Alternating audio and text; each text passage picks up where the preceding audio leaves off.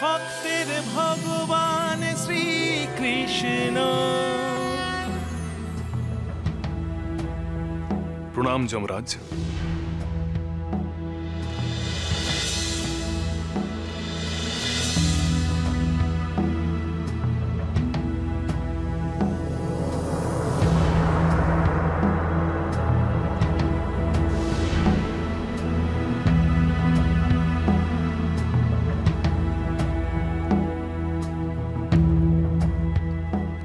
দেখি কে তুমি?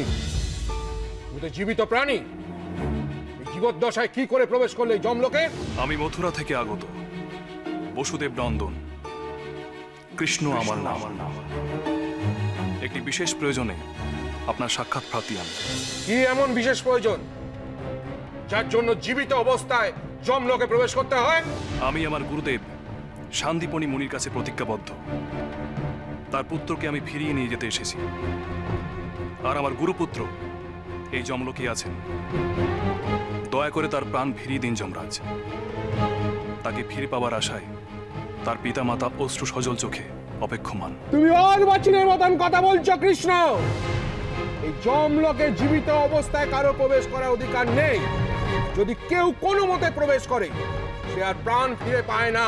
কিন্তু এই কাজ আপনাকে সম্পাদন করতেই হবে যমরাজ, কারণ আমি গুরুদেবের কাছে করা প্রতিজ্ঞা ভঙ্গ করতে পারবো না। আর গুরুপুত্রকে না নিয়ে ফিরে যাওয়া আমার পক্ষে অসম্ভব।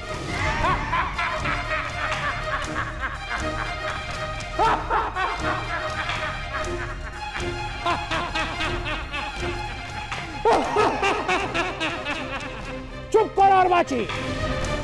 জীবিত হয়েও তুমি যমলোকের গণ্ডি পেরিয়েছো। মৃত্যুর বিধানকে লঙ্ঘন করে তুমি করেছো পাপাচার। আর এর একটাই শাস্তি, মৃত্যু। আক্রমণ!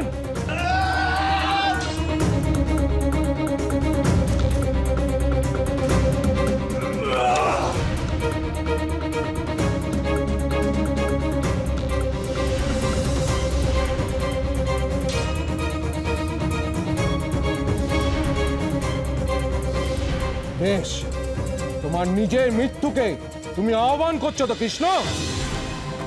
একটা কথা শুনে রাখো, এখান থেকে তোমার গুরুর পুত্রকে জীবিত নিয়ে যেতে চাও, আমার সঙ্গে তোমাকে যুদ্ধ করতে হবে।